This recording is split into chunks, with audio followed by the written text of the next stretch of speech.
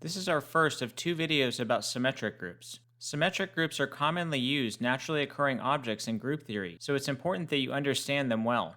In this video, we're going to talk about the definition and give some examples, and we're also going to introduce two common notations for denoting elements of symmetric groups. First, the definition. If A is a non-empty set, then the symmetric group on A is defined to be the set S sub A, consisting of the collection of all bijective maps sigma from A to A, together with the binary operation of composition of maps. So the elements of this group are maps sigma from A to A, which are bijections, which remember means that they're injective and surjective, and the binary operation that we use to combine two elements of the set is composition of maps. Remember that the composition of two bijections from A to A gives another bijection from A to A, so this is a well-defined binary operation on this set. Now, as a warm-up here, and just for completeness, let's check that this set together with this binary operation actually is a group. So remember that in order to do this, there are three things that we need to check. First of all, we need to check that the binary operation is associative. So let's suppose that we have three bijections, sigma 1, sigma 2, and sigma 3, from A to A. And let's think about what the composition of these three bijections does to an element little a in A. If I compose the three bijections by first composing sigma 1 and sigma 2, and then composing that with sigma 3, and then applying the result to A, then by definition what I get is sigma 1 composed with sigma 2 evaluated at sigma 3 of A. But sigma 1 composed with sigma 2 of something is just sigma 1 of sigma 2 of that thing. So this is just sigma 1 of sigma 2 of sigma 3 of A. Well, now, unraveling this in the other direction, I see first of all that the expression inside the parentheses here is sigma 2 composed with sigma 3 of A, and then I see that that quantity is sigma 1 composed with sigma 2 composed with sigma 3 of A. Now, since the left-hand side is equal to the right-hand side for all choices of little a in A, it means that the two functions sigma 1 composed with sigma 2 composed with sigma 3 and sigma 1 composed with sigma 2 composed with sigma 3 are actually the same. That means that the binary operation of composition of maps on S sub A is associative. Now, it's a general fact that I mentioned before, back when we were talking about dihedral groups, that composition of maps with properly defined domains and ranges is always associative in this sense. But here are the details of how you would actually go to prove that. Well, now the second thing that we need to show is that there's an element of the set S sub A which plays the role of the identity element. And for this, it should be clear that we can take the function e defined by the rule that e of a is equal to a for every a in A. This function is obviously injective and surjective, so it's a bijection, and it has the property that if you compose it with any other element of S sub A, either from the left or from the right, you just get that element back. Therefore, the identity map from A to A plays the role of an identity element with respect to this binary operation. Finally, we need to show that every element of S sub A has an inverse with respect to this binary operation. But this follows from the fact that we talked about before, that a bijective function from A to A has a well-defined inverse function, which we denote by sigma inverse, which satisfies the properties that sigma composed with sigma inverse composed with sigma is the identity map. Now, this was the definition of the inverse function of a bijective function from A to A. But in this context, we can see that it also plays the role of an inverse element with respect to the binary operation on S sub A. Therefore, every element of S sub A has an inverse with respect to the binary operation, and now that we've checked associativity, existence of identity, and existence of inverses, we know that S sub A is indeed a group. Of course, this is all somewhat rhetorical, because if it wasn't a group, then we probably wouldn't be making two videos about symmetric groups.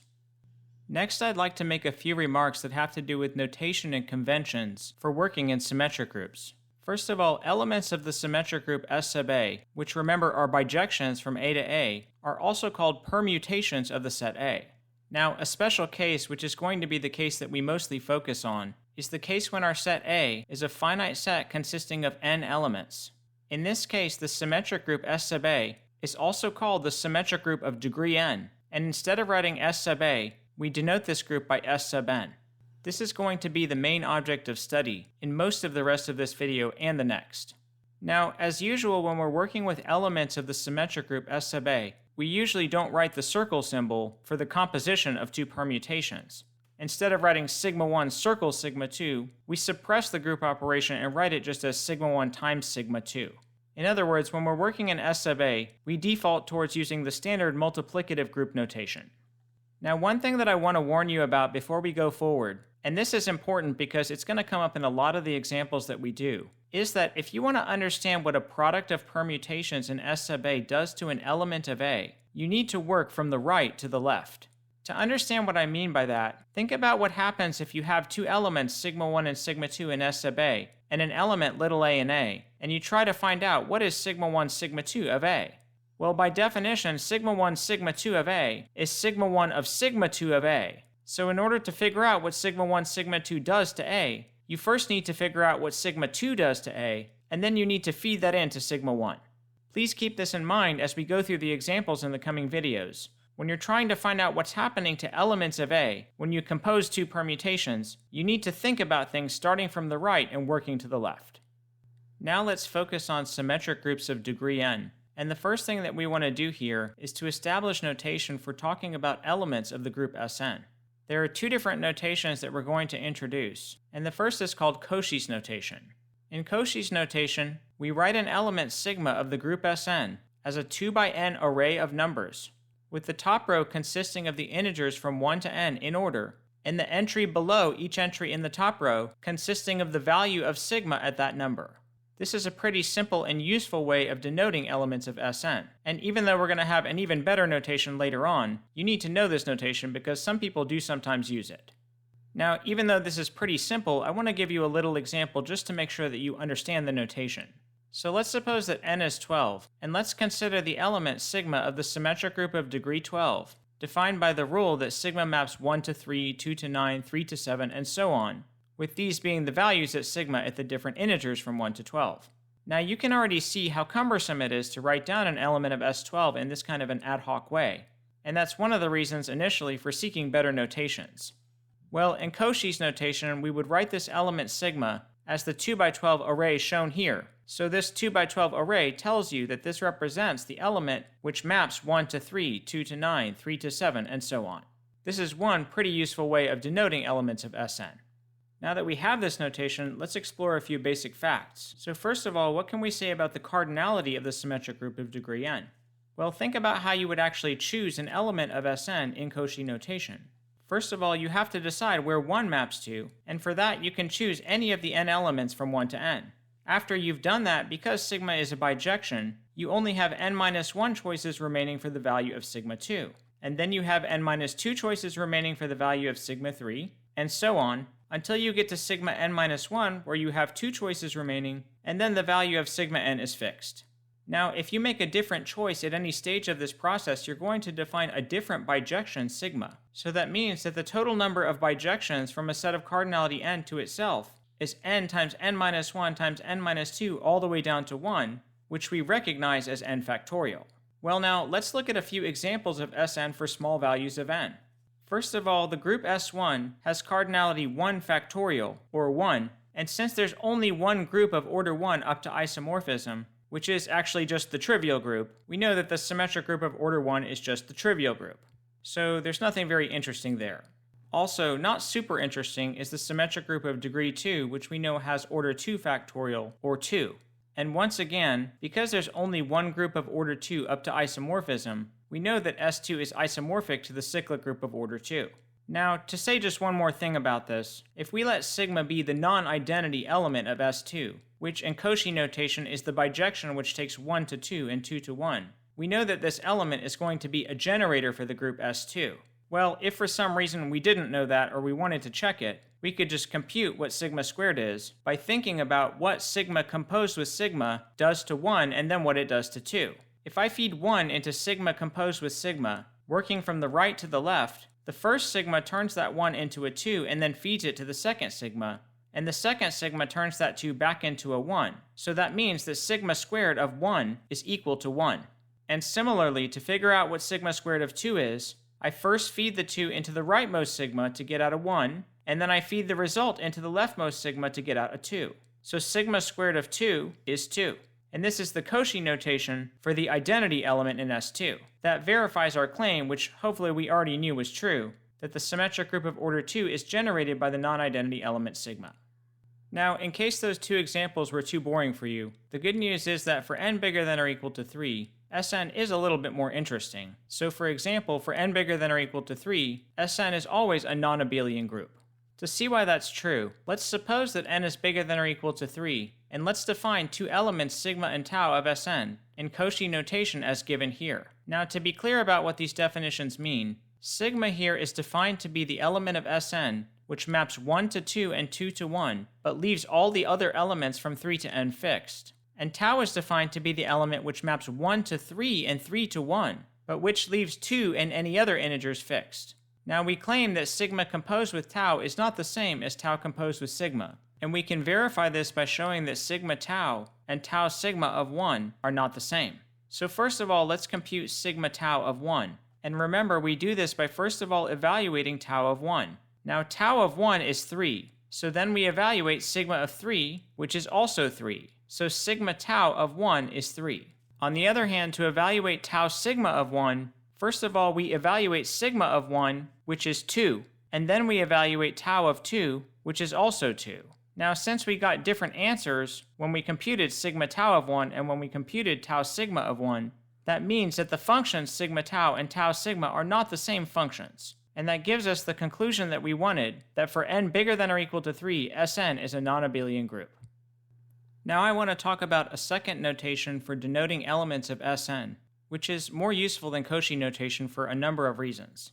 This notation is called cycle notation, and in order to explain it, first of all, I need to tell you what a cycle is. So if k is a natural number, and if a1 to ak are distinct integers from 1 to n, then the k-cycle denoted by parentheses a1, a2, ak is the permutation sigma of Sn, which maps a1 to a2, a2 to a3, and so on, until you get to ak, which it maps to a1, and which leaves all the other elements from 1 to n fixed. So a k-cycle is a special kind of permutation that just cycles around k distinct elements from 1 to n, but leaves all the other elements from 1 to n fixed.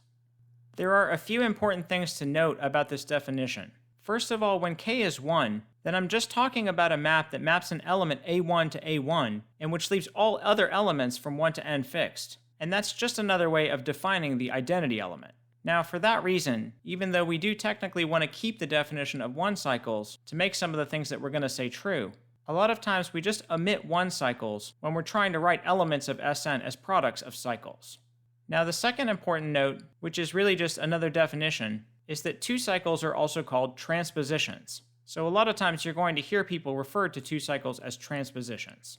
Now the final note here, which is very important, is that the representation of a cycle using cycle notation is never unique as long as k is bigger than or equal to 2. So if you think about it, the cycle which takes a1 to a2 to ak and back to a1 is the same as the cycle which takes a2 to a3 to ak to a1 and then a1 back to a2. And in fact, when I'm writing down this cycle, I can choose to start the cycle with any one of these elements from a1 to ak. So there are k different ways of writing the same k cycle. Please keep this in mind because it's an important fact that's going to come up in some of our later proofs. Now let's take a look at some examples, and in these examples I'd like to see if we can take things which are given to us in Cauchy notation and write them as products of cycles, and vice versa. So first of all, let's suppose that we have the permutation in S5 given here, and let's think about whether or not we can write this as a cycle or a product of cycles. Well, in order to do that, I'll just start with the 1 here, and I'll notice that this map maps 1 to 2. And then I'll notice that it maps 2 to 5, and then 5 to 3, and then 3 back to 1. Since this map also fixes the point 4, this permutation in Cauchy notation is a 4 cycle, and it's the 4 cycle 1, 2, 5, 3. Okay, well, let's try another easy one. In this permutation, I see first of all that 1 maps to 1, and that's a 1 cycle, so I'm not even going to record it. But when I go to the 2, I see that 2 maps to 4, and then I see that 4 maps back to 2. And since this permutation fixes all the other elements, it's the Cauchy notation for a transposition, and it's the transposition that interchanges 2 and 4. Now finally, not to bore you, but what do you do when you're trying to write the identity map in cycle notation? Well, the truth is that there are many different ways of writing any element of Sn in cycle notation. But the simplest way to write the identity map, and the convention that we're going to use when we don't have another reason to write the identity map in a different way using cycle notation, is that we're just going to write it as E. So these are all pretty simple examples. Okay, well, now let's suppose that we're given an element of Sn in cycle notation, either as a cycle or a product of cycles, and we want to convert it into Cauchy notation. Well, if the element in cycle notation is just a single cycle, like in this example, then this is pretty easy to do, because you can read off right away that this is the map which maps 2 to 5, and then which maps 5 to 3, and then 3 to 2, and which fixes all of the other elements. Therefore, the Cauchy notation for this 3 cycle is just the 2 by 5 array that you see here. Now, what about if we have a product of 2 cycles here? So in this example, I've given the product of the two 2 cycles 1, 2, and 2, 5. And the question is, how do we write this permutation in Cauchy notation? Well, here we should do a little scratch work first. So let's let sigma be the transposition 1, 2, and let's let tau be the transposition 2, 5. And let's work through carefully to figure out what sigma tau does to each one of the elements from 1 to 5. First of all, sigma tau of 1 is sigma of tau of 1, and since tau fixes 1, that's the same as sigma of 1, which is 2. Next, sigma tau of 2 is sigma of tau of 2, which is sigma of 5, and since sigma fixes 5, that is just 5.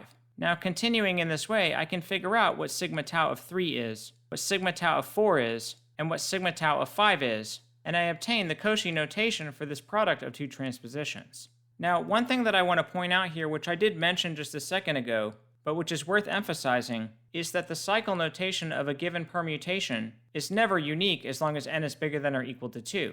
So for example, if you look at this permutation, you can see that it's the permutation that maps 1 to 2 to 5 back to 1 and fixes 3 and 4, which means that I could have also written it as a 3-cycle 1, 2, 5.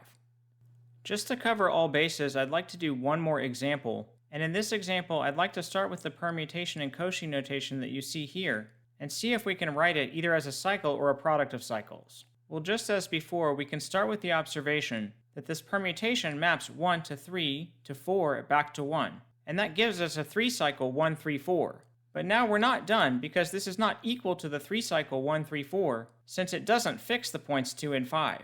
Instead, it maps 2 to 5 and 5 to 2, and that implies that this permutation can be written as a product of the 3-cycle 1, 3, 4 together with the transposition that interchanges 2 and 5. Now, one thing to notice about this product of cycles is that the set consisting of 1, 3, and 4 is disjoint from the set consisting of 2 and 5, and that means that the collection of points that these cycles are moving around don't interact with each other. So for example, when you want to figure out what this permutation does to the number 1, the transposition 2, 5 is not going to do anything to the number 1, so it gets fed directly into the 3-cycle 1, 3, 4. And similarly, when you're trying to figure out what this product of cycles does to the number 2, well, the transposition moves it to 5, but then the 3-cycle doesn't do anything to the 5. So from the point of view of the elements 2 and 5, the 3-cycle here isn't really doing anything. What we did in this final example is what's called writing a permutation as a product of disjoint cycles, and that's what we're going to talk about next. So first of all, let's go ahead and record this as a definition. If we have 2 cycles, a k cycle and an L cycle, say, consisting of the elements a1 to ak and b1 to bl, we say that they're disjoint if none of the ai's is equal to any of the bj's. If you look back at the last 2 examples that we did, in the last example, as we already mentioned, we wrote our permutation, which was given to us in Cauchy notation, as a product of 2 disjoint cycles. But in the previous example, the permutation was given to us as a product of non-disjoint cycles. Now, of course, even in that example, we recognized that the permutation was actually just a 3-cycle, so that there was a way to write it just as a single cycle. But at least at first, it was given to us as a product of non-disjoint cycles. Now, one important fact which I hope you can see from our previous discussion is that anytime you have disjoint cycles, when you multiply them together, it doesn't matter what order you multiply them in. So sigma tau is tau times sigma. And another way to say this is just by saying that disjoint cycles commute with each other.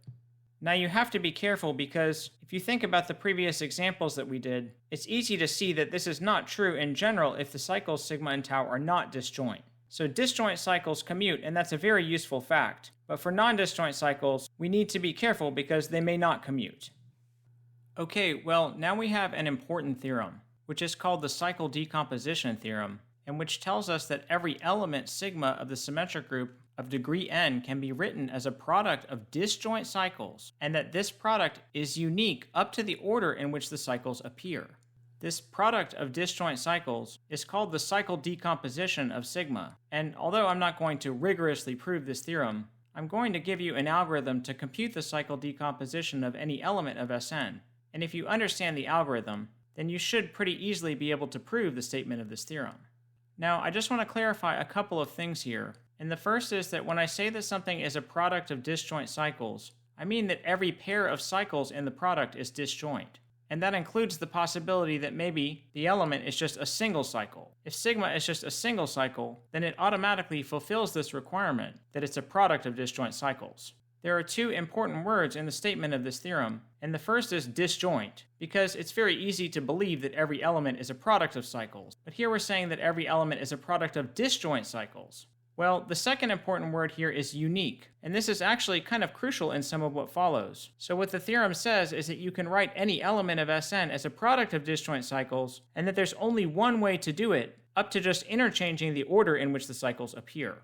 Now, we're going to stick with the convention that we talked about before, that when we're writing the cycle decomposition of an element of Sn, we omit 1 cycles. We know that putting 1 cycles in there is just like writing the identity in there again and again, and that's really unnecessary, so we're not going to write 1 cycles in the cycle decomposition.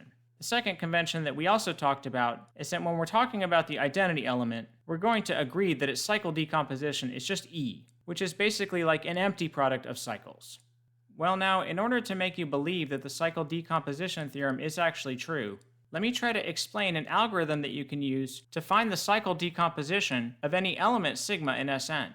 Now, as we're going through this algorithm, just to make sure that we understand, we're going to take with us a running example, which is this permutation in S12 that we saw towards the beginning of the video. So let's suppose that we want to try to write this permutation as a product of disjoint cycles. Well, as we're going through the example, we'll work through it step by step to see how to do it. Now, the first step in the algorithm is that you trace the element 1 around to see how far it goes before it maps back to itself. So if we let k be the smallest positive integer with the property that sigma to the k of 1 is 1, then the first cycle in our cycle decomposition is going to be the cycle that starts with 1 and then goes to sigma of 1, sigma squared of 1, all the way out to sigma to the k minus 1 of 1.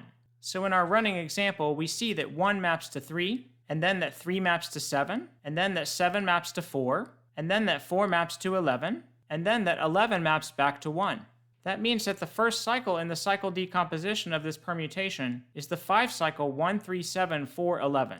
Next, the second step in the algorithm is to look at the next integer from 1 to n which you haven't seen yet, and then to trace it around until it gets back to where it started. So to try to write that down formally, if there are any elements of 1 to n which have not appeared yet, just choose one of them, call it I, and let L be the smallest positive integer with the property that sigma to the L of I is I.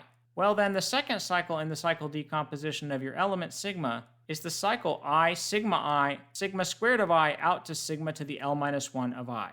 Now, in our running example, our first cycle was 1, 3, 7, 4, 11, and since we haven't seen the integer 2 yet, we can start our second cycle with 2. Well, 2 maps to 9, and 9 maps to 5, and 5 maps back to 2. So that's the end of the second cycle, which is the 3 cycle 2, 9, 5. Now, it's pretty easy to see that the second cycle, if there is one, is going to be disjoint from the first cycle that you constructed. And so if it happens that you exhaust everything at the second step, then you're done. Otherwise, you just continue in this way. So in other words, if there are any elements from 1 to n that you haven't seen in the cycles that you've constructed so far, you just pick one of them for your third cycle, and you trace it around until it gets back to where it started to make another cycle. You continue doing this until you've used all of the elements from 1 to n. So in our running example, we've already seen 1, 2, 3, 4, and 5, but we haven't seen 6. And since 6 maps to 6, the third cycle here is just the 1 cycle 6. Well, now we've seen 1, 2, 3, 4, 5, 6, and 7, but we haven't seen 8. So we need to build a fourth cycle. Since 8 maps to 12, and 12 maps back to 8, our fourth cycle is just the transposition that interchanges 8 and 12. Well, now we've seen 8 and 9, but we haven't seen 10. And since 10 maps to 10, the fifth cycle is just the 1 cycle 10. Well, now we've seen 10, 11, and 12, so we've seen all the integers from 1 to 12, and now we're done. Once we've exhausted all of the integers from 1 to n, the final step is just to take the product of all of the cycles that you've constructed, of course omitting the 1 cycles because of our convention, and that gives you the cycle decomposition of your element. So the cycle decomposition of our element of S12 is the product of the disjoint cycles 1, 3, 7, 4, 11, 2, 9, 5, and 8 and 12. The The cycle decomposition theorem told us that it was possible to write sigma as a product of disjoint cycles, and it also tells us that there's no other way to write sigma as a product of disjoint cycles, except by possibly interchanging the orders of the cycles that you see here. I'd like to conclude this video by explaining how you can use the cycle decomposition of an element sigma in Sn to compute the order of the element. To start with, let me try to convince you that the order of a k-cycle is k. So in order to do that, let's suppose that we have a k-cycle a1 to ak. And just notice, first of all, that if you take any one of these guys, ai, and you apply sigma to the k to it, you're going to move it around this circle exactly k times. So it's going to land exactly back where it started. In other words, sigma to the k of ai is ai for any I from 1 to k. And since we know that sigma fixes every other element from 1 to n which is not in this list, that means that sigma to the k is really the identity element of the group. Well, since sigma to the k is the identity element, by the definition of order of an element, that means that the order of the element sigma is less than or equal to k. And now we just want to show that there's no smaller positive integer which does this. So let's suppose that j is an integer which is bigger than or equal to 1 but strictly less than k. And let's think about what sigma to the j does to the point a1. Well, it just moves it around this circle j positions, so it moves it to the point a1 plus j. And since j is less than k, 1 plus j is less than or equal to k, so it means I haven't gone completely around the circle yet. And that guarantees that sigma to the j of a1 is not actually equal to a1. Well, since sigma to the j doesn't fix the point a1, it can't be the identity element of the group. And since there's no positive integer strictly less than k, with the property that sigma to the j is the identity, that guarantees that the order of sigma is actually equal to k. So as expected, the order of a k-cycle is equal to k. Well, if n is bigger than or equal to 4, then not every element of Sn is going to be a cycle. But to figure out what the order of an arbitrary element of Sn is, we can rely on the cycle decomposition theorem, which tells us that every element of Sn can be written as a product of disjoint cycles. If sigma 1 out to sigma L are disjoint cycles, then it turns out that the order of their product is equal to the least common multiple of the orders of each of the individual cycles, which remember is the same as the least common multiple of the lengths of the cycles. Now, this is not difficult to prove, but I think it's a good exercise, so I'm going to leave it to you. However, a good hint is that you can prove it by using the fact that disjoint cycles commute.